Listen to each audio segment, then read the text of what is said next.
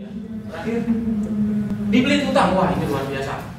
Kalau urusan utang, Mas, satu hal yang harus Anda percaya adalah kita bisa keluar dari lubang jarum ketika kita masih punya harapan. Kalau masih punya Allah, semua pasti yakin kita punya Allah.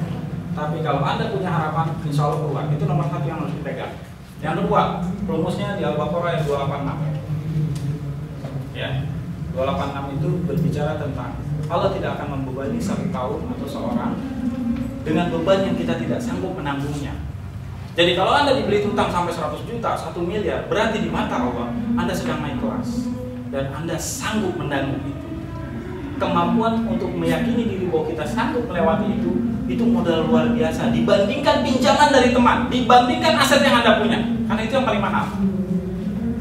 Oke. Yang ketiga, ketika Anda punya utang yang sangat luar biasa, ingatlah sebuah hadis mengatakan, sebuah hadis saya lupa periwayatnya, kalau Allah inginkan suatu kebaikan pada seseorang atau satu kaum, maka ditimpakanlah musibah kepadanya. Jadi wajar kalau ulama bilang ketika Aceh ditimpa tsunami, Allah sedang memberikan berkah kebaikan buat rakyat Aceh. Ketika bisnis kita kolaps, Allah sedang memberikan kebaikan dan berkah buat diri kita.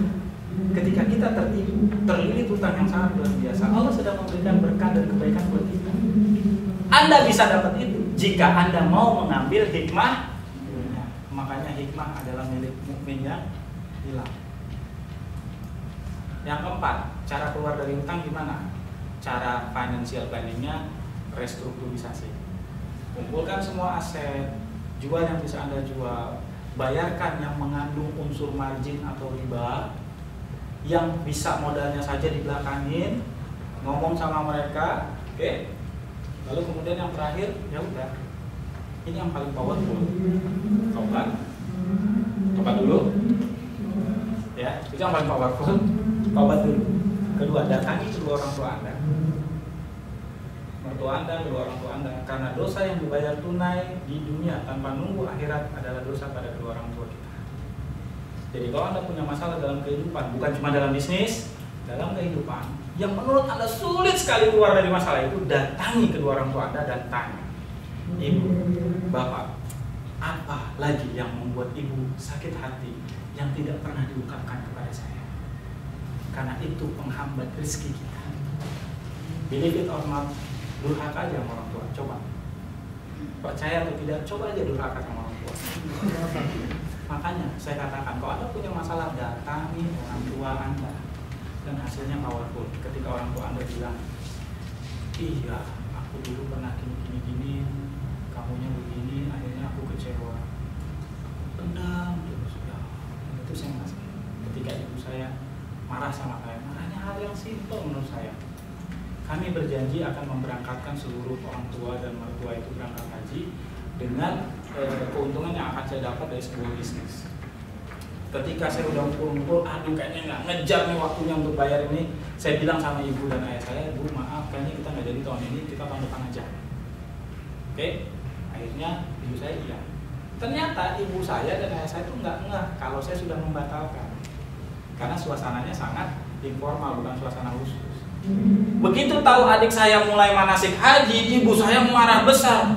Si Rifki gimana ceritanya? Udah jadi berangkatin orang tua, nggak bilang-bilang.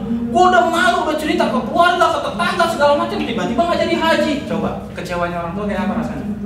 Dia pikir saya nggak mau membatalin. Dan itu dipendam sama beliau bertahun-tahun. Efeknya, seluruh bisnis saya hancur.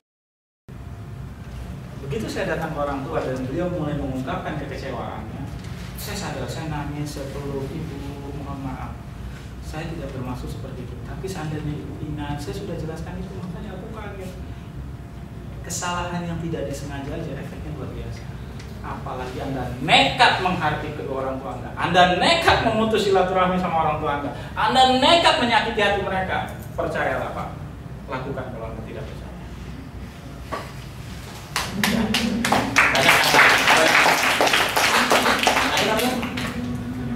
Dah dibeli utang bayar selesai. Yang ketiga apa tadi Mas Henry?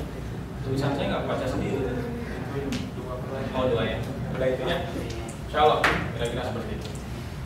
Pertanyaan saya simpel. Ini kan masalah memilih bisnis ya. Kalau seandainya ada bisnis yang memenuhi 7 persyaratan tadi, potensi pasarnya besar, profitnya tinggi, resikonya rendah, produknya unik dan lalu kemudian mudah menjalankannya, modalnya kecil, balik modalnya cepat, apakah Anda tertarik untuk menjalankan bisnis ini? Apakah Anda ingin mendengarkan? Kalau ingin mendengarkannya, karena ini sudah di luar sesi seminar, seminarnya ditutup dulu. Jika ada yang tidak tertarik atau ada kebutuhan yang lain, silahkan pulang. Yang tertarik, stay di tempat, kita diskusi, saya akan jelaskan 7 itu semua. Mungkin itu menjadi solusi buat Anda, karena kita komitmen keluar dari sini, kita take action, betul nggak? Jangan sampai ilmu ini jadi sia-sia. Supaya Anda ketika memulai bisnis tidak terlalu banyak tanggung risiko, supaya Anda ketika memulai bisnis bisa mendapatkan untung yang sangat besar dengan risiko yang rendah, maka kalau Anda tertarik dengan itu, silakan Anda tinggal di tempat. Sisanya terserah panitia mau dibubarin sekarang juga boleh gitu ya.